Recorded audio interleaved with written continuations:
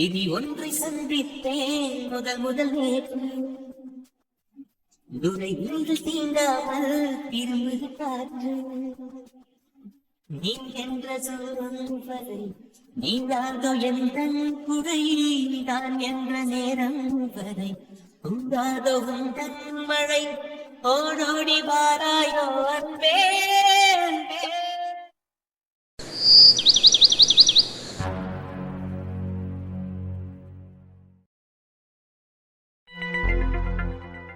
முடிவு எடுத்துட்டே சத்யன். எங்க குடும்ப விஷயம், நான் முடிவெடுக்கிறதுல எந்த தப்பும் இல்லையே. சத்யன் என்ன பேசுற? நீங்க கொஞ்ச நேரம் அமைதியா இருங்கப்பா. ஓ, உங்க குடும்ப விஷயத்துல நீ தான் போராடி எல்லாம் பண்ணியோ? சத்யன் கம்முனுடா சத்யன், எதுக்கு போய் தேவையில்லாம பேசிட்டு இருக்க? அப்பா நீங்க சும்மா இருங்கப்பா. எல்லாம் நீங்க கொடுக்குற இடம் தான். அது எப்படி உங்களுக்கு மருமகளா இருப்பாளாம், உங்களை மாமான்னு கூப்பிடுவாளாம், ஆனா எனக்கு பொண்டாட்டியே இருக்க மாட்டாளாம். நீ அம்மா எவ்வளவு தூரம் பேசினாங்க தெரியுமா? அதுக்கு இவ ஒரு பதிலுமே பேசல. அப்படி என்னத்தான் மனசுக்குள்ள வச்சிருக்கான்னு தெரியலப்பா. அதை சொல்லி தொலைக்கலாம்ல, சொன்னாதான் சொல்யூஷன் கிடைக்கும். அது கேட்டா சொல்ல மாட்டான், கேட்டா அதை கேட்டா நீ தான் வருத்தப்படுவ, நீ தான் ஃபீல் பண்ணுவ அப்படின்னு ஒரு இதை வேற சொல்லிடுவா. சொல்றதுக்கு ஒண்ணு இல்லப்பா, சொல்லி தெரியாம எதுக்கு பாப்பா உசுர வாங்கிட்டு இருக்கா? அது மட்டும் இல்லப்பா, நான் சீஃப் டாக்டரா இருக்கும் போதே இந்த முடிவை எடுத்துடலான்னு முடிவு எடுத்துட்டேன். இவ இந்த ஹாஸ்பிட்டலை விட்டு போறதுக்கான அத்தனை ப்ரொசீஜரையும் நான் ரெடி பண்ணிட்டேன். உதய கிட்ட ஹாஸ்பிட்டல் ஒப்படைக்கும் போது இந்த ஹாஸ்பிட்டல்ல அவ சீஃப் டாக்டரா இருக்க மாட்டாப்பா. இதை நான் சீஃப் டாக்டரா இருக்கும் போதே முடிவெடுத்துடலாம் தான் அதுக்கான அத்தனை ப்ரொசீஜரையும் நான் ஸ்டார்ட் பண்ணிட்டேன். நம்மளே இந்த ஹாஸ்பிட்டலுக்கு நீ சொந்தக்காரவங்க கிடையாது. நம்மளே இல்லாத போது இவன் மட்டும் எப்படி பாருப்பா? எதுக்கு இருக்கணும்? சோ அவளும் இருக்க தேவையில்லப்பா, போகட்டும். ஒத்துக்கிறப்பா, ஹாஸ்பிட்டல்ல போராடி வாங்கி கொடுத்தாதான். ஆனா இப்ப நம்ம என்ன பண்றோம்? அதை வச்சு நம்ம கிளிக்கிளி நடத்திட்டா இருக்கோம். இப்ப மாட்டி எழுதி கொடுக்கதானே போறோம். அண்ணனுக்கு தானே எழுதி கொடுக்க போறேன். ஏய் பாய் மூடி, என்ன இதுக்கு மட்டும் நீ ஆன்சர் பண்ணாதுன்னா கேட்கிற எல்லா கொஸ்டினுக்கும் நீ ஆன்சர் பண்ற மாதிரி இருந்தா மட்டும் வாய் தர, இல்லன்னா நீ வாயை திறக்காத. அவ்வளவுதான் உனக்கு மரியாதை. ஒரு சில கொஸ்டினுக்கு மட்டும் தான் நீ ஆன்சர் பண்ணணும். அப்படின்னா உங்ககிட்ட யாருங்க ஆன்சர் எல்லாம் கேட்கல, ஏன்னா நீ வாயை மூட்டு கம்மெண்ட் இருந்தாலே போதும். ஃபர்ஸ்ட் புடி ஒரு ரிசைன் லெட்டர். ஃபர்ஸ்ட் நான் வேலையை விட்டு போறதுக்கு முன்னாடி உனக்கு நான் ரிசைன் லெட்டர் கொடுக்கணும்ல, அதான். ஏன்னா ஹாஸ்பிட்டல் என் பொறுப்புல இருக்கிற வரைக்கும் தான் என்னால எல்லா உரிமையும் எடுக்க முடியும். ஏன்னா உன்னை அப்பாயிண்ட் பண்ணது நான் தானே. ஸோ தாராளமா லெட்டர் வாங்கிக்கோ. ஃபர்ஸ்ட் இந்த ஹாஸ்பிட்டல்ல இருந்து நீ முறையா வெளியே போறதுக்கான பர்மிஷனை நான் கொடுக்குறேன், வாங்கிக்கோ. சத்யன் தப்பு பண்ணிட்டு இருக்க சத்யன். இப்போதப்பா கரெக்டா எல்லாம் பண்றேன், அமைதியா இருங்க. இதுக்கப்புறம் நீ எந்த ஹாஸ்பிட்டல் வேணாலும் போய் ஜாயின் பண்ணிக்கோ. ஏன்னா எங்கேயோ வேலை பாரு, இல்ல நீ வந்த வழியாவே ஃபிளைட் ஏறி திரும்ப ஃபாரினே போ. உனக்கு யாரும் எந்த கேள்வி கேட்க மாட்டாங்க. இங்க இருந்து நீ வெளியே போறதுக்கான ரிசைன் லெட்டர் நான் கொடுத்துட்டேன். ஸோ இதை வாங்கிட்டு நீ கிளம்பி போலாம். ஏன் நிம்மதியே கொள்ளாத, நான் நிம்மதியா இருக்கணும். இருக்கிற கொஞ்ச நாள் நான் நிம்மதியா இருந்துட்டு போறேன். என்ன கொடு, ரொம்ப நல்லது. நானும் இதுக்காக தான் ரொம்ப நாளாக வெயிட் பண்ணேன். கொடு, உன்னை விட்டு நான் தள்ளி போகிறது தான் நல்லது. கொடு.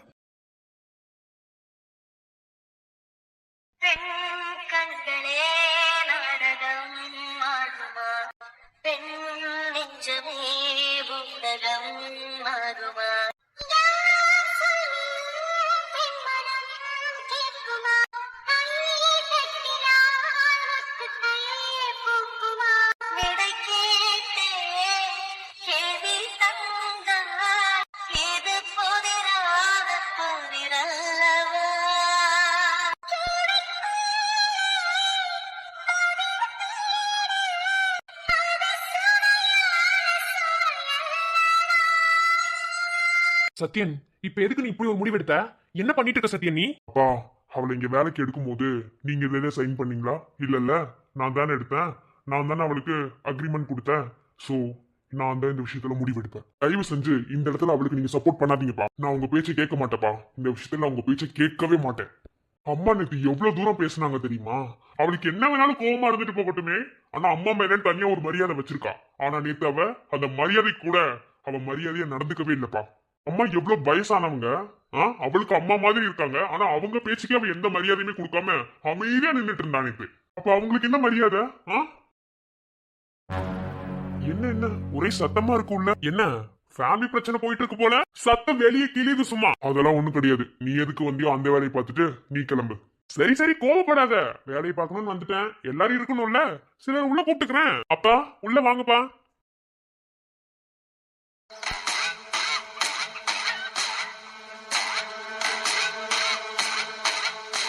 இங்க இருக்கவங்களுக்கு என் அப்பாவை இன்ட்ரோடியூஸ் பண்ணி வச்சுக்கிறேன். இவர் தான் என்னோட அப்பா. அபி டாக்டர் கொஞ்சம் மூவ் பண்றீங்களா? உட்காரணும்.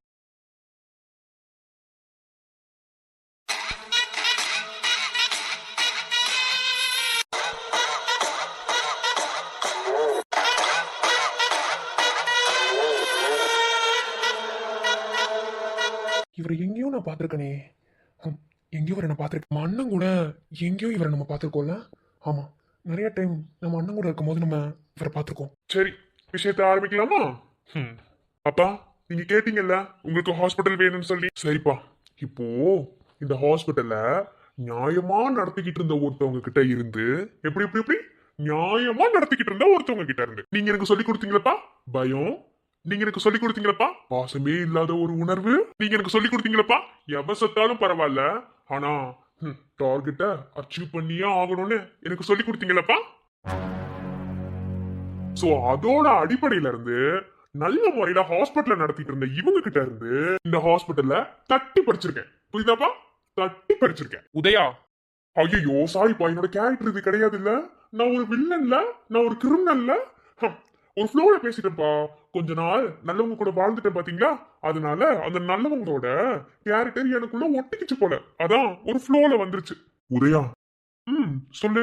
ஹாஸ்பிட்டல்ல உன் பேர்ல எழுதி கொடுக்கறதுக்கு, ஐ மீன் ரிஜிஸ்டர் பண்றதுக்கு ரிஜிஸ்டர் தான் வர சொல்லியிருக்கேன். ஸோ எங்களை சம்பந்தப்பட்ட எல்லாருமே கையெழுத்து போட்டுட்டோம். இந்த ஹாஸ்பிட்டலுக்கு யாரெல்லாம் உரிமை கொண்டாடிட்டு வருவாங்களோ அவங்க எல்லாருக்கிட்டையுமே கையெழுத்து வாங்கியாச்சு. என் தம்பிக்கிட்டையும் நான் சைன் வாங்கிட்டேன். நிற்கிறாங்களே அபி டாக்டர், அவங்ககிட்டயும் சைன் வாங்கியாச்சு என் ஒய்ஃபுங்கிற முறையில். ஸோ என் ஃபேமிலி சம்மந்தப்பட்ட எல்லாருக்கிட்டையுமே கையெழுத்து வாங்கியாச்சு. இது குடும்ப சொத்து அப்படிங்கிறதுனால நாங்கள் எல்லாருமே சைன் பண்ணிட்டோம். ஸோ எங்கள் சைடில் எல்லாம் ப்ராப்பராக முடிஞ்சிச்சு. இனி இதுக்கப்புறம் உன்னோட சைட்ல இருக்கவங்க தான் சைன் பண்ணணும். அப்புறம் உனக்கு சாட்சி கையெழுத்தா 2 பேர் போடணும். அப்படி போட்டா எல்லாம் ப்ராப்பரா கரெக்டா முடிஞ்சதுன்னா நம்ம ரிஜிஸ்டர் பண்ணிடலாம். ஸோ சைன் பண்ணி கொடுத்துட்டானா நான் ரிஜிஸ்டர் பண்ணி முறையா உன் கையில ஒப்படைச்சிருவேன். சைன் தானே, போட்டுருவோம். என்னப்பா, போட்டுடலாமா? போட்டலாம். அப்புறம் உதயா, நான் என்ன டாக்குமெண்ட் அடிக்கல. ஸோ நீ யார் பேரை போடணும்னு சொல்லி சொன்னா இப்போ டாக்குமெண்ட் அடிச்சு நம்ம அதுக்கான ப்ரொசீஜரை ஸ்டார்ட் பண்ணிடலாம். இந்த டாக்குமெண்ட்ல ஒவ்வொரு இடத்துலையும் யார் பேர்ல எழுத போறோங்கிற பேரை கரெக்டா ப்ரூவ் பண்ணணும். ஸோ அதுக்காக தான் நான் டாக்குமெண்ட் அடிக்கல. ஸோ யார் பேரை போடணுங்கிறது மட்டும் இன்னும் டாக்குமெண்ட்ல ப்ராப்பரா டைப் பண்ணல. அதனால நீ யார் பேரை போடணும்னு சொல்லி சொன்னா அதுக்கு ஏத்தாப்புல போட்டு டைப் பண்ணிடலாம். ஏன் நீ டைப் பண்ணல? அடிக்கல அப்படின்னா அடிக்கல சொல்லு, இப்ப நான் அடிக்கிறேன். என் பேர்ல தானே எழுதி கொடுக்குறேன்னு சொல்லி சொன்னேன். அப்படி இருக்கும்போது என் உதயகுமார் நவீன் போட்டு நீ அடிச்சிருந்துருக்கணும். ஏன் அடிக்கல? சரி, ஓகே, அடிச்சிடலாம். அபி, இங்க கொஞ்சம் வாங்க. அபி, இந்த டாக்குமெண்ட்டை கையில எடுங்க. அபி, இந்த டாக்குமெண்ட்ல பேரை மட்டும் கரெக்டா ப்ராப்பர் டைப் பண்ணி கொண்டு வாங்க. ஒரு நிமிஷம் அபி. சொல்லுங்க உதயா சார். பத்திரத்தை பார்த்து பக்குவமா ரிஜிஸ்டர் பண்ணுங்க. ஆனா ஒரே ஒரு சேஞ்ச். என்ன சார்? உதயகுமார் நவீன் அப்படிங்கிற பேர்ல ரிஜிஸ்டர் பண்ண வேண்டாம். பாரதி உதயகுமார் என்ற பேர்ல ரிஜிஸ்டர் பண்ணுங்க.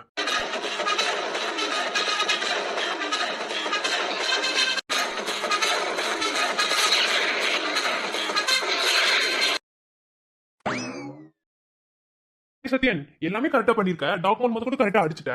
ஆனா ஏன் அவன் பேரை போடாம டாக்குமெண்ட் டைப் பண்ணிருக்க? அவன் அண்ணன் தாங்கிறது தெளிவா தெரிஞ்சு போச்சு. அவன் நம்ம வீட்டுக்குள்ள. இதுக்கப்புறம் அவன் என்னடா தப்பு பண்ண போறான்? தப்பு பண்ண மாட்டான். எல்லாம் உங்களுக்கு தெரியும் தானே? அப்ப அவன் பேர்ல அடிச்சிருக்க வேண்டியதானே? அப்பா, அவன் நம்ம வீட்டுக்குள்ளதான்.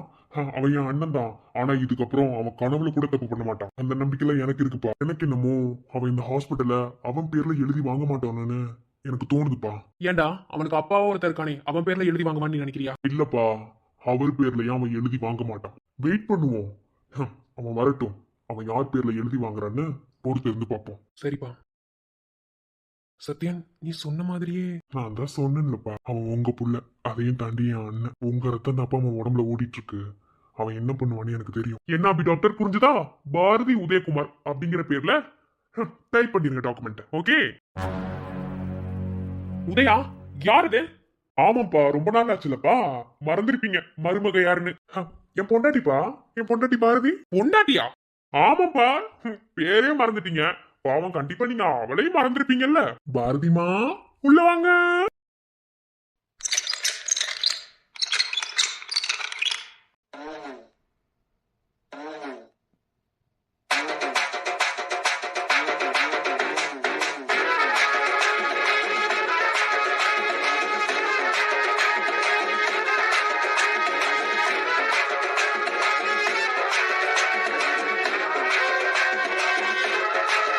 இவதாப்பா என் பொண்டாட்டி பாரதி. பாவம், நீங்க வேற அவளை காண்டாக்ட் பண்ண போனீங்களா? பாவம், நீங்க வேற எனக்காக அவகிட்ட போய் சம்மதம் வாங்க போனீங்க. பாவம், நான் கல்யாணம் பண்ணிட்டேன்னு அவளை என் கூட கூட்டிட்டு வந்து வாழ வைக்க பாத்தீங்க. பாவப்பட்டு பாவப்பட்டு பாவப்பட்டு எனக்கு நல்லது பண்ண பாத்தீங்க. ஆனா நீங்க பாவப்பட்டது வேஸ்டா போயிடுச்சுலப்பா. பாரதி, எங்க அப்பா கூப்பிட வராருன்னு சொல்லி தெரியுதுல, அந்த டைம்ல உன்னை யார் ஊருக்கு போக சொன்னா? ஏன் போன? பாரு எங்க அப்பா நம்பி ஏமாந்துட்டாரு நீ இல்லன்னு. நீ மட்டும் இருந்திருந்தனா இந்நேரம் நம்ம எப்படியோ வாழ்ந்திருப்போம். என்ன நீ ஊருக்கு போனதுனால தானே உனக்கு ஆக்சிடென்ட் ஆச்சு. ஆக்சிடென்ட் ஆனதுனால தானே இப்ப நீ வீல் சேர்ல உட்காந்துருக்க. இது நமக்கு தேவையா? ஏன் நீ ஊருக்கு போன? அன்னைக்கு எங்க அப்பா வந்து உன்னை கூப்பிட்டு உன்னை பார்த்து பேசியிருந்தாருன்னா இந்நேரம் நம்ம 2 பேரும் எப்படியோ வாழ்ந்திருப்போம் தெரியுமா? தப்பெல்லாம் உன் மேல தாண்டி பொண்டாட்டி இல்லப்பா, அப்படிதானே? ஆமாப்பா, நம்ம தான் கூப்பிட போனோம்ல, மருமக தான் ஊர்ல இல்ல போயிட்டா. ஆமா ஆமாப்பா, நீங்க பாவப்பட்டு என் மேல உள்ள பாசத்தினாலையும் பாவப்பட்டு அவளை போய் கூப்பிட போனீங்க. அந்த டைம்ல இவளை பாத்தீங்களா பைத்தியக்காரத்தனமா ஊருக்கு போயிட்டா. என்னப்பா ஏடி, எங்க அப்பாவை மதிச்சிருந்தா நீ நடந்துட்டு இருந்திருப்படி. எங்க அப்பாவை மதிக்காதனாலதான் இப்ப நீ வீல் சேர்ல உட்காந்துருக்க. உனக்கு இது தேவையா? அறிவியல் கடி பைத்தியக்காரி. புரியுதுங்க, தப்பு என் மேலதான். மாமாவை இனிமே நான் மதிக்க கத்துக்கிறேன். மதிக்கிறேங்க. சரி தங்கம், இதுதான் என் பொண்டாட்டிக்கிட்ட எனக்கு ரொம்ப பிடிச்ச விஷயமே. சொன்னபடி கேட்பா, அதுக்கு மறுவார்த்தையே பேச மாட்டான். ஐ லவ் யூ பொண்டாட்டி. ஏன்பா உங்களுக்கு மருமகளா இருக்கிறதுக்கு அவளுக்கு குவாலிபிகேஷன் இருக்குல்லப்பா? ஏன் தம்பி அதெல்லாம் இருக்கு. ஏன்பா பாவம் அவ காணாம போயிட்டான் தானே நான் ஃபீல் பண்றேன்னு நீங்க நினைச்சிட்டு இருந்தீங்க. அப்பா இதுக்கப்புறம் நான் குடிக்க மாட்டேப்பா, குடிக்கவே மாட்டேன்ப்பா. யாரு நினைச்சாலும் குடிக்க மாட்டேப்பா, குடிக்கவே மாட்டேன். இதையும் தாண்டி எவனாவது என்ன குடிக்க வைக்கணும்னு நினைச்சான்னு வச்சுக்கோங்களேன், திரும்ப அவ வாயிலே ஊத்தி விட்டுருவோம்ப்பா. அது சரக்கு இல்லப்பா, விஷமா இருந்தாலும் சரி. என்னன்னா பாருங்களேப்பா என்ன நடக்குது மட்டும் பாருங்க. நீங்க உங்க புள்ள ரொம்ப நல்லா இருக்கணும் தானே நினைச்சிட்டு இருக்கீங்க. இதுக்கப்புறம் நான் நல்லா இருப்பேன்ப்பா, ரொம்ப நல்லா இருப்பேன். இதுக்கப்புறம் தான் என் வாழ்க்கையே நல்லா இருக்க போகுதுப்பா. சரிப்பா, நான் ரொம்ப பேசி அறுக்க விரும்பல, நம்ம நேர விஷயத்துக்கு வருவேன்னாப்பா. மிஸ்ஸஸ் அபிநயா சத்யன் போய் பத்திரத்தை ரெஜிஸ்டர் பண்ணி எடுத்துட்டு வாங்க. போங்க, என் பொண்டாட்டி பேர் என் பேரை போட்டு. சார் சரி ஓகே அபிநயா, போய் பத்திரத்தை ரெஜிஸ்டர் பண்ணி எடுத்துட்டு வாங்க போங்க. என்னடா அப்பா ஏதோ புதுசா பாக்குறேன், இன்னைக்குதான் நீ பாக்குறியா? இல்லப்பா, உங்களை பார்த்து ஒரு வாரம் ஆச்சுல, என் கண்ணுக்கு ரொம்ப புதுசா தெரியுறீங்கப்பா. ரொம்ப ஒரு மாதிரி வித்தியாசமா தெரியுறீங்க. சரி சத்யன், ஹாஸ்பிட்டல் இங்க கொடுத்ததுக்கு அப்புறம் அடுத்து என்ன பண்ண போற?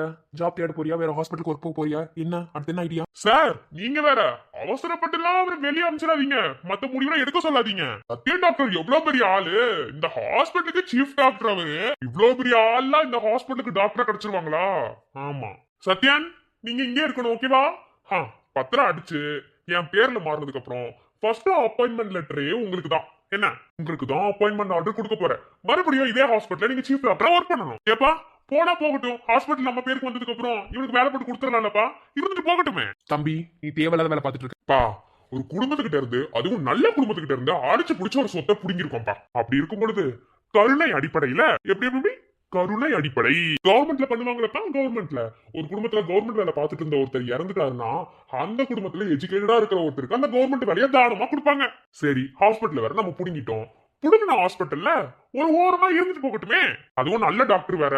இந்த மாதிரி டாக்டர்ல நம்ம எங்க போய் தேட முடியும்? நம்மளே தேடி கண்டுபிடிச்சு ஒரு சீஃப் டாக்டர் கொண்டு வந்து வச்சாலும் அவங்க ட்ரீட்மெண்ட் பார்ப்பாங்களா இல்லையா நமக்கு தெரியாதுல்லப்பா. கொஞ்ச நாள் நான் சத்தியம் கூட டிராவல் பண்ணிருக்கேன்ல, சோ அந்த டாக்டர் பத்தி எனக்கு தெரியும். அதனால இவரே ஒரு ஓரமா இருந்துட்டு போகணும் சீஃப் டாக்டரா. சம்பளம்லாம் கட்டுப்படிதான், கரெக்டான சம்பளம் தான் கொடுப்பேன். அவன் எனக்கு உதவி பண்றான், ஹாஸ்பிட்டல் இது பண்ணிட்டான், சீஃப் டாக்டர் இருக்கா அப்படிங்கிறதுக்காக அவனுக்கு வந்து சம்பளத்தை உயர்த்திலாம் கொடுக்க போறது கிடையாது. அவன் அவ்வளவு போய் ஆள்லாம் இல்ல அவன் உயர்த்தி கொடுக்கறதுக்கு. நான் என்ன சொன்னாலும் கேக்குறான்ப்பா, நான் எவ்வளவு அடிச்சாலும் தாங்குறான். சோ சொல்லுங்கப்பா, எவ்வளோ பெரிய மனசு பண்ணி இந்த ஹாஸ்பிட்டல எனக்கு பிச்சையா போட்டிருக்கான்ப்பா. எப்படி பிச்சையா போட்டிருக்கான்? பிச்சையா போட்டானா? ஆமாப்பா பிச்சையா தான் போட்டான். நீங்க சொன்ன மாதிரி நான் ஜெயிச்சு வாங்கணும்னு நீங்க நினைச்சீங்க? நெவர் இல்லப்பா.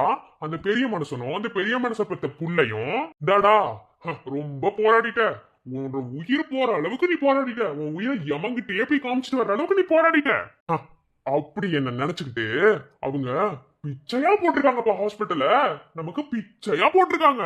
உதயா நீ பேசுறது எதுவுமே சரியில்லை உதயா. ஏப்பா நீங்க வளர்த்த வளர்ப்பு மாதிரி இல்லையோ, வேற மாதிரி ஆயிட்டணும். இங்க பாரு உதயா, இதெல்லாம் தேவையில்லாத பேச்சுன்னா ஒழுங்கா பத்திரத்தை வாங்கிட்டு முதல்ல கிளம்புனா மருமக வந்திருக்கா, அதுவும் இங்கதான் இருக்கா. பேசுங்க மருமகிட்ட 4 வாரத்தை நல்லா இருக்கியாமா, சாப்பிட்டியாமா, உடம்பெல்லாம் எப்படி இருக்கு அப்படின்னு கேளுங்கப்பா. பேசுங்க. பாருங்க என் பொண்ணாட்டி எவ்வளவு அழகா சிரிக்கிறான்னு பாருங்கப்பா.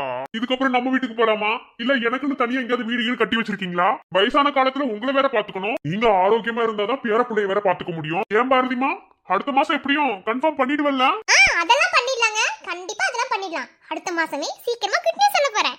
டேய் இங்க என்ன நடக்குது? அப்போ உங்ககிட்ட எப்படி சொல்லக்கூடாதுப்பா, இருந்தாலும் சொல்றேன். அதான்ப்பா நம்மளோட பழைய வீடு இருக்குல்ல, அந்த வீட்டுல கொஞ்சம் அப்படி இப்படிப்பா நீங்க தாத்தா ஆக போறீங்கப்பா. டேய் 2 பேர் பிரிஞ்சுதானே இருக்கீங்க, அப்புறம் எப்படிடா? யார ஓ உங்க மருமகளா? உங்க மருமக அப்படியே பிள்ளைய பத்தி தள்ளிடுவா, என்ன அப்படியே நெருங்க விட்டுருவா. ஏப்பா சும்மா இருங்க. நான் சொன்னது உங்க மூத்த பிள்ளை இருக்காருல, மூத்த பிள்ளை, அவருக்கு வாய்ஸ் வரப்போகுதுன்னு சொன்னேன். என்னடா சொல்ற? ஆமாப்பா, அதுக்கான வேலையெல்லாம் பார்த்துட்டு இருக்கேன். என் பொண்டாட்டி கான்பிடென்ட்டுக்கு ஒரு அளவே இல்லப்பா.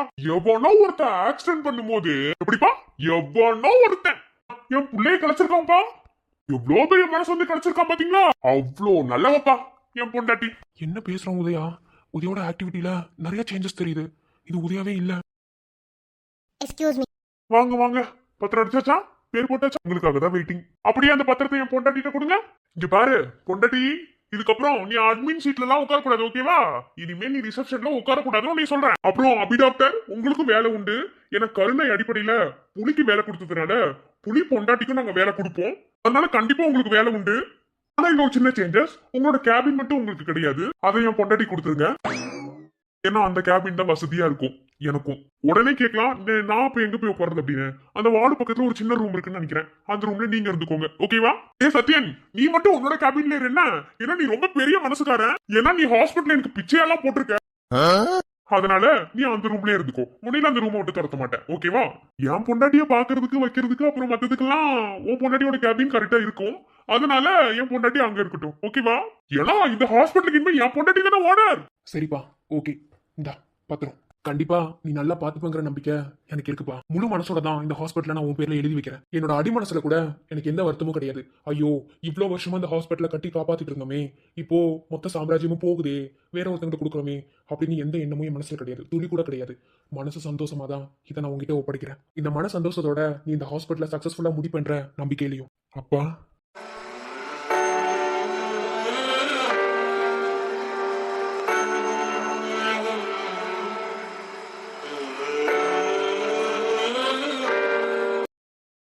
தம்பி, அப்பான்னு கூப்பிடுறதுக்கு முழு தகுதியோட நீங்க மட்டும்தான் இருக்கீங்க. புள்ளேன்னு சொல்றதுக்கு பெருசா உங்க பசங்க மட்டும்தான் வளர்ந்து நிக்கிறாங்க. அப்பானா இப்படிதான் இருக்கணுங்கிறத நான் முழுசா பாத்துட்டேன்ப்பா. தம்பி,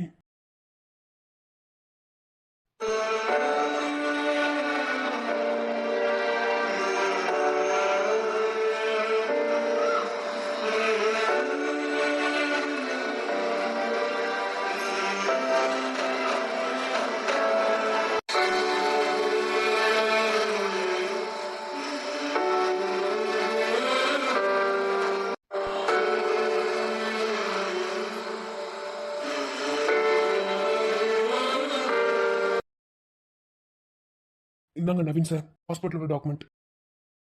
உதயா, ஏன்பா, ஒரு பொருள் நம்ம கிட்ட வந்துட்டு டக்குன்னு தள்ளி போயிட்டு இல்ல கிடைக்காம போயிட்டா அது வலிக்குமோ? வலிக்குது இல்லப்பா. சரி, இதுக்கப்புறம் நீங்க என்னப்பா பண்ண போறீங்க? உங்களுக்கு வேற வயசாயிடுச்சு. அதனால இந்த டாக்குமெண்ட் உங்ககிட்ட இருக்க கூடாது, என்கிட்ட தான் இருக்கணும். மறந்து கிடந்த டாக்குமெண்ட் வேற எங்கேயாவது நீங்க வச்சிருவீங்க, அதனால இது என்கிட்ட இருக்கட்டும்ப்பா. பாரதி, என் பொண்டாட்டி, என் செல்லம், இன்னைக்கு ஒரு நாள் நம்ம 2 பேரும் தனியா இருக்கும்போது நீ கேட்டல்ல, எனக்கு பர்த்டே வருது, எனக்கு என்ன கிஃப்ட் தருவேன்னு. அப்போ நீ கேக்குறேன்னு சொல்லி சொன்னேன். என்ன கேட்பேன்ல எனக்கு தெரியாது.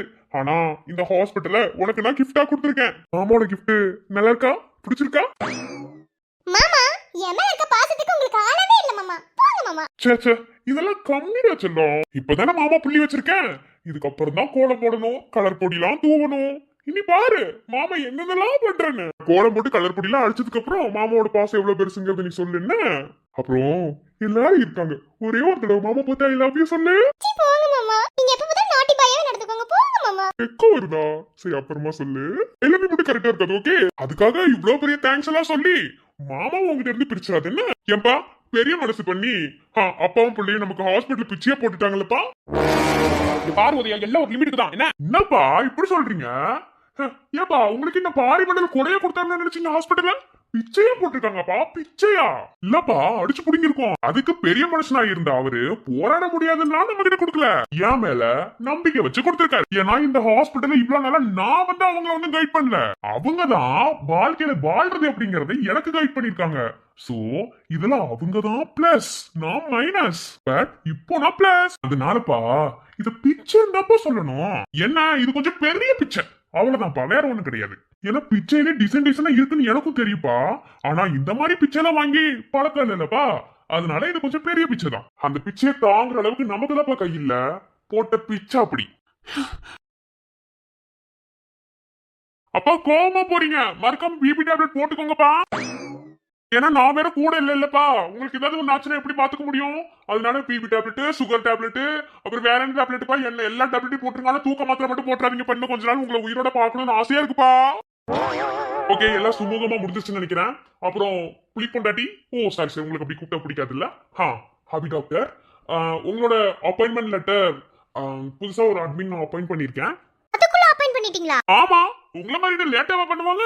எப்படியோ ஹாஸ்பிட்டல்ல எனக்கு தர போறீங்கன்னு தெரிஞ்சு போச்சு. சோ எல்லாத்தையும் புதுசா மாத்தணும்ல, அதனால அப்பாயின்மெண்ட் பண்ணிட்டேன். ஏன்னா என் பொண்டாட்டி இன்னையில இருந்து இந்த ஹாஸ்பிட்டலுக்கு ஓனர், முதலாளி அம்மா. அதனால நான் நேத்தே செலக்ட் பண்ணிட்டேன், உங்களை அப்பாயிண்டும் பண்ணிட்டேன். ஓகேவா? ஏன்னா இதுக்கப்புறம் என் பொண்டாட்டி முதலாளி இல்ல, சோ அதனால அவளால அட்மின்ல உட்கார முடியாதுல்ல.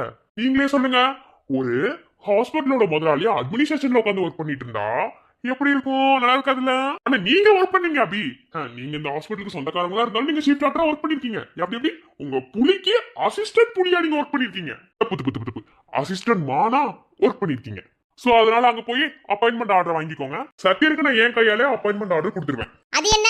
சத்யனுக்கு மட்டும் உங்க கையில கொடுக்குறீங்க, என்னை மட்டும் அங்க போய் வாங்க சொல்றீங்க? இது என்ன லாஜிக்? இல்ல அபி டாக்டர், புலிக்கு மனசு பெருசு, ஆனா புலி பொண்டாட்டிக்கு மனசு சிறுசு. அதனால இப்படிதான் டீல் பண்ணணும்.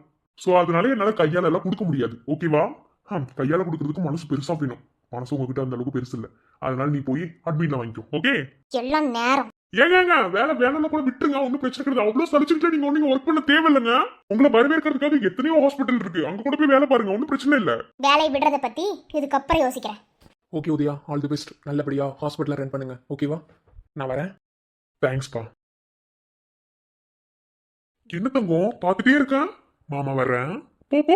வருவீங்களா? ஏய், பக்கத்துல சீஃப் டாக்டர் இருக்கா, என்ன பேச நீ? கண்டிப்பா வர. போ. அவர் கிடக்குறாரு, வாங்க, வெயிட் பண்றேன். போங்க, வர்றேன்.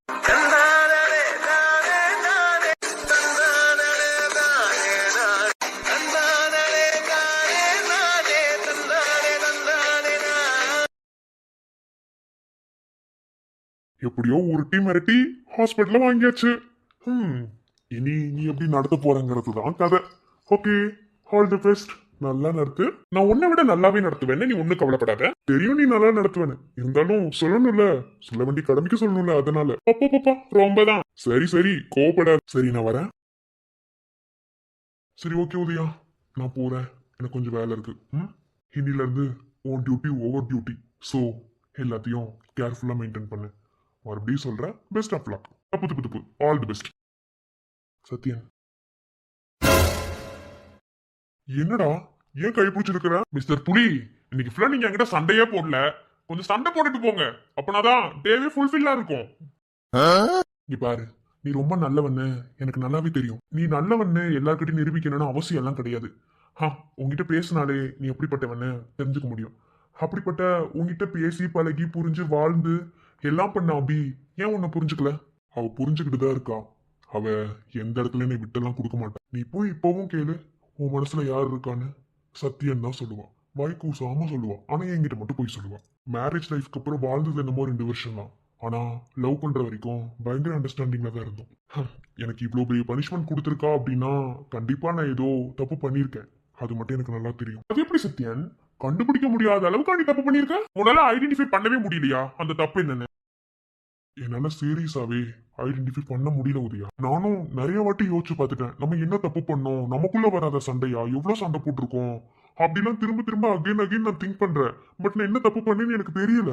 சரி ஓகே, நீ எனக்கு ஹாஸ்பிட்டல் பிச்சையா போட்டதுக்கான இங்க பாருடா, என்கிட்ட இப்படி பேசினா அவ்வளவுதான் பாத்துக்கோ. உங்க அப்பா கிட்ட பேசினா அது வேற விஷயம், என்கிட்ட பேசினா அவ்வளவுதான். பாருடா புலிக்கு கோவத்தை.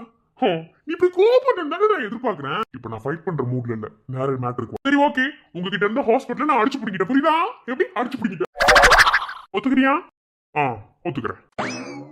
சோ நான் இந்த இடத்துல ஜெயிச்சதுக்கும் நீ இந்த இடத்துல தோத்ததுக்கும் செலிப்ரேட் பண்ற விதமா ஏன் சாயந்தரம் பார்ட்டி வைக்க போய்யா? நீ வேற குடிக்கவே மாட்டேங்க, உங்க அப்பா கிட்ட அடிச்சு சத்தியம் பண்ணிட்ட. அப்புறம் எப்படி? நான் கூட குடிக்க கூடாதுன்னு நினைச்சிருக்கேன், இருந்தாலும் பார்ட்டி வச்சுன்னா நான் கலந்துக்குவேன், அதுல எந்த பிரச்சனையும் இல்ல. மானங்கிட்ட நான் ஏன் அதை பண்ணுவேன்னு எனக்கு தெரியும். இல்ல குடிச்சவனை திருத்தி விட்டுட்டு இப்ப நீயா குடிக்கிற? சரி அதை விடு. அப்புறம் உனக்கு ஒரு கிஃப்ட். கிஃப்டா? என்ன கிஃப்ட்? அட சஹானா போட்டோ கியூட்டா இருக்கு. இது அன்னைக்கு என்னோட பர்த்டே அன்னைக்கு நாங்க அந்த தண்ணிக்குள்ள இருந்தோமே, அப்ப நீ போட்டோ எடுத்தியா என்ன? பரவாயில்லையே, அழகா இருக்கு. இன்னைக்கு நடந்த அந்த சந்தோஷமான நிகழ்வுல எனக்கு எதுவுமே ஞாபகத்துல இல்ல. நல்லா இருக்கு. நான் ஒரு செல்ஃபி கூட எடுக்கல. இவ போட்டோவை தான் ஃப்ரேம் பண்ணி எனக்கு gift கொடுக்கணும்னு நினைச்சியா? ஹாஸ்பிட்டல்ல நான் உனக்கு கொடுத்ததுக்கு? ஏ சத்யன், உனக்கு குழந்தை பிறந்து எத்தனை வருஷம் ஆகுது? எதுக்கு இப்ப கேக்குற? சும்மா சொல்லு, எத்தனை வருஷம் ஆகுது? 15 வருஷம். சஹானாவுக்கு எத்தனை வயசு? 15 வயசு இருக்கும். ஏன் இப்ப அதை கேட்டுட்டு இருக்க? இல்ல இல்ல, சும்மா தான் கேக்குறேன். உண்மைதான், சஹானாவுக்கு 15 வயசு தான். எனக்கு தெரிஞ்ச அவளுக்கு 15 தான். அதே மாதிரி என்னோட பொண்ணு இருந்திருந்தாலும் அவளுக்கும் 15 வயசு தான் ஆகியிருக்கும். சஹானாக்கு 15 வயசு, உன் பொண்ணு இருந்தா 15 வயசு, இந்த கணக்கெல்லாம் ஒரு ஓர வை. சஹானாவை பார்க்கும்போது உனக்கு என்ன தோணுது?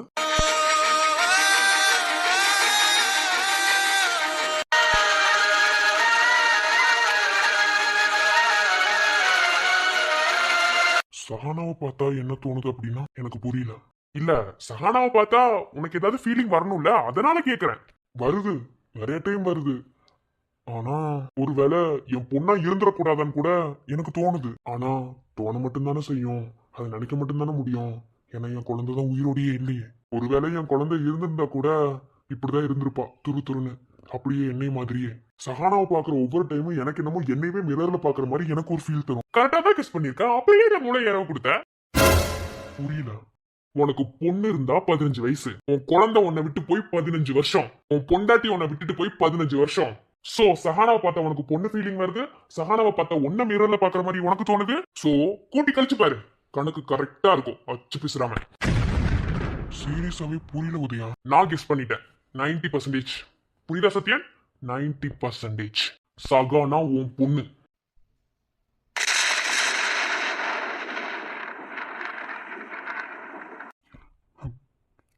ஏ உளறாது என்ன? அப்படிலாம் இல்ல. அடிச்சு சொல்றேன், சகானா உன் பொண்ணுதான், நீ பெத்த உன் பொண்ணுதான். ஏய், என் பொண்ணு இறந்துட்டாடா. டாக்டர் என்கிட்ட சொன்னாங்க, என் பொண்ணு இறந்துட்டான்னு சொன்னாங்க. உங்களுக்கு பொன் குழந்தை தான் பிறந்திருக்கு, ஆனா அந்த குழந்தை இறந்துருச்சுன்னு தான் சொன்னாங்க. அதனாலதான் என் பொண்டாட்டி என்னை விட்டே போனா. இங்க பார் சத்யன், உன் பொண்ணு இறந்துருச்சுன்னு சொல்லி உன்னை ஏமாத்துறதுக்கு உன் பொண்டாட்டி வேணா முட்டாளா இருக்கலாம், ஹாஸ்பிட்டல் வேணும்னா முட்டாளா இருந்திருக்கலாம். ஆனா நான் சொல்றேன், சகானா உன் பொண்ணுதான். புரியுதா? இல்ல இல்ல இல்ல இல்ல இல்ல இல்ல, இருக்கிறதுக்கு வாய்ப்பே இல்ல.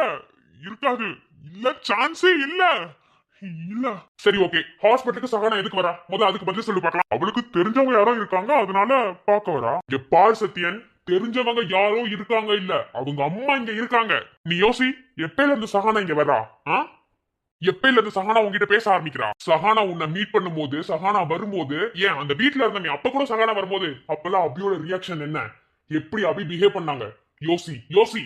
சஹானா கூட இருக்கும் போதெல்லாம் அவ ஏன் பேசல? ஏன் அமுக்குனி மாதிரி வாய் மூடிட்டு இருந்தா? யோசி. ஏன் சத்தியன் உன்னால பிலீவ் பண்ண முடியல? எனக்கு புரியல. ஏன் நீ இப்படி இருக்க?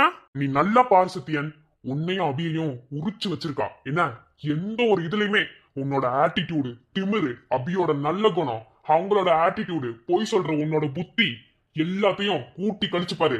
ஹச்சு பேசுறாம உன்னையும் அபியும் ஜெராக்ஸ் அடிச்ச மாதிரிதான் சஹானா இருக்கா. யோசி சத்தியன், யோசி. இல்ல, நீ கெஸ்ஸிங்ல சொல்ற, இருக்க வாய்ப்பு இல்ல. இதுக்கு மேல இப்படிதான் உனக்கு ப்ரூவ் பண்ணணும். நானே ஒரு இடத்துல சஹானாவை கஷ்டப்படுத்திட்டேன். எப்படி அப்படின்னா, அவளோட பிளட் நான் எடுத்தேன். பிளட் எடுத்தியா? ஆமா. பட் நான் அபி மூலியமால எடுக்கல. நான் ஹாஸ்பிட்டல்ல அடிப்பட்டதுக்கு பின்னாடி எனக்கு இந்த டவுட் இருந்துச்சு. அப்புறம் அந்த வீட்டுல இருக்கும்போது அந்த வீட்லயே நான் இருந்தேன் நீங்க நினைக்கிறீங்க. பட் நான் அப்படி இல்ல. நான் என்ன சின்ன குழந்தையா நீங்க அடைச்சு வச்சா நான் அங்கேயே இருக்கிறதுக்கு நான் இல்ல. சோ நம்ம அந்த வீட்டுல 4 பேர் இருக்கும்போது ஒரு நாள் நான் சஹானா போய் வெளியே மீட் பண்ணிட்டு வந்தேன். உன்னோட பிளட் சாம்பிள் கொடுக்க முடியுமான்னு சஹானா கிட்ட கேட்டேன். உன்னோட அப்பா வந்து டாக்டர் நீ சொல்ற இல்ல, சோ உங்க அப்பாவும் டாக்டர் உங்க அம்மாவும் டாக்டர் நீ சொல்ற. இப்போ நீ சொன்ன கிளாரிபிகேஷன் படி பார்த்தா எஸ்ஏ மெடிக்கல் காலேஜ்ல தான் உன் அப்பாவும் அம்மாவும் படிச்சிருக்காங்க.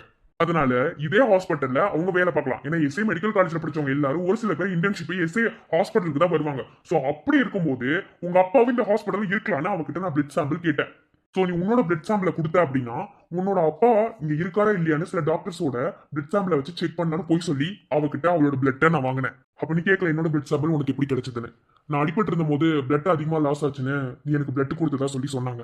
அதையும் தாண்டி இந்த ஹாஸ்பிட்டல்ல நீ நிறைய பிளட் டொனேட் பண்ணிருக்க, அதையும் நான் சர்ச் பண்ணும் போது எனக்கு கிடைச்சது. ஸோ 2 பிளட்டையும் சாம்பிள் எடுத்துட்டு வந்து மகதியை வச்சு நான் டிஎன்ஏ டெஸ்ட் எடுத்துட்டேன். புடி ரிப்போர்ட், டிஎன்ஏ ரிப்போர்ட் பாரு. ரிசல்ட் என்ன வந்திருக்குன்னு பாரு.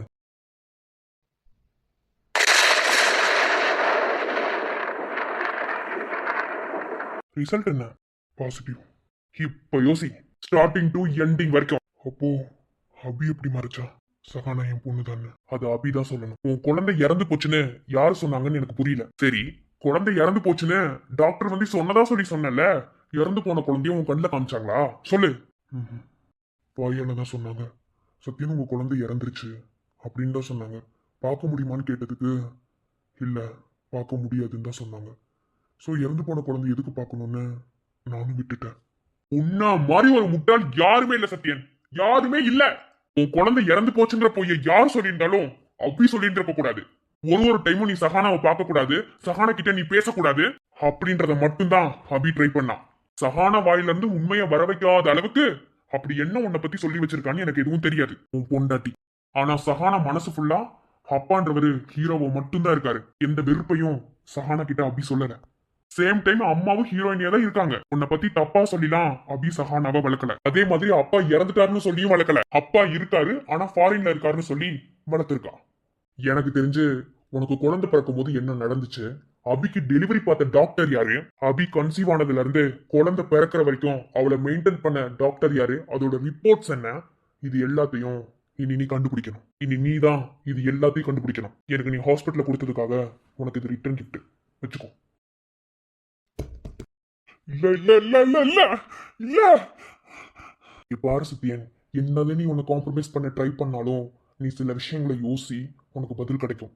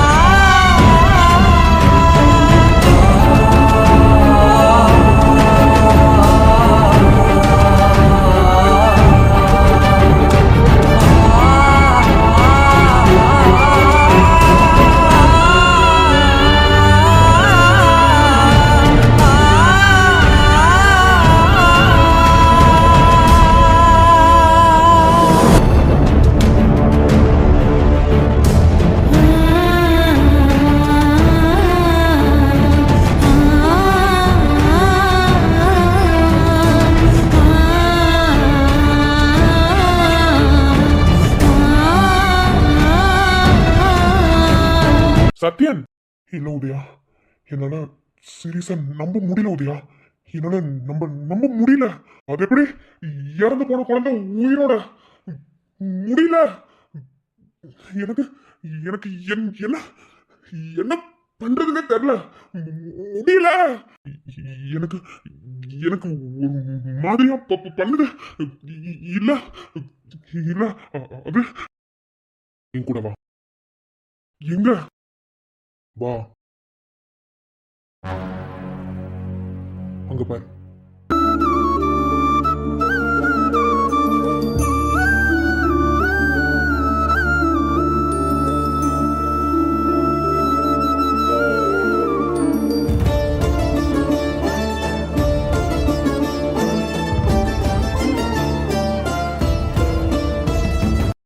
ஓகே டாக்டர், நான் எல்லா டீட்டெயில்ஸையும் நெக்ஸ்ட் ஸ்டேஷனில் சொல்லி என்ட்ரி போட சொல்லிட்டேன். அப்புறம் புதுசாக அட்மினில் ஆள் இருக்காங்க, அதனால அவங்கக்கிட்ட டீட்டெயில்ஸ்லாம் கொடுத்து பேஷண்ட்டோட லாக் என்ட்ரி போட சொல்லிடுங்க.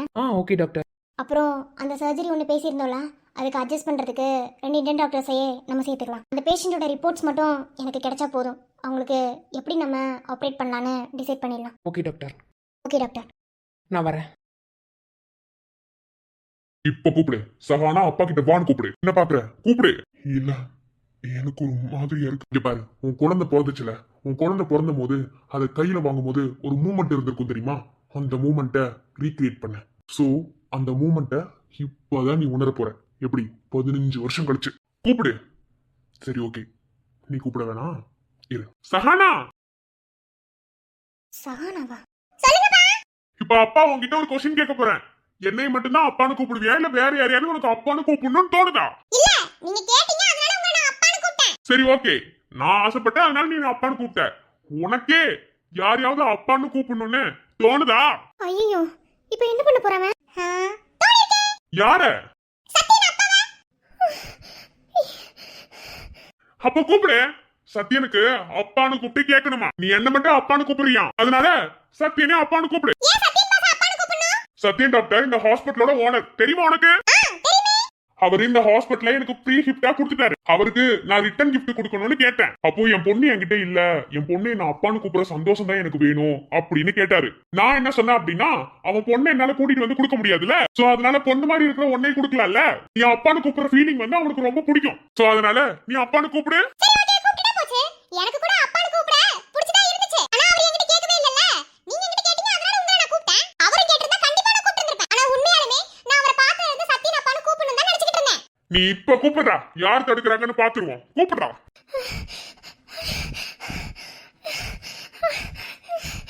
டேய் நீ கூப்பிடுறா, ஃபர்ஸ்ட் நீ கூப்பிடு.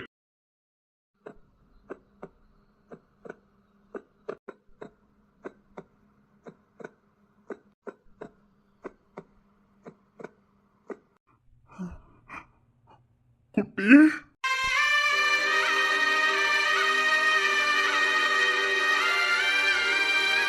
குட்டி அப்பா கிட்ட வா.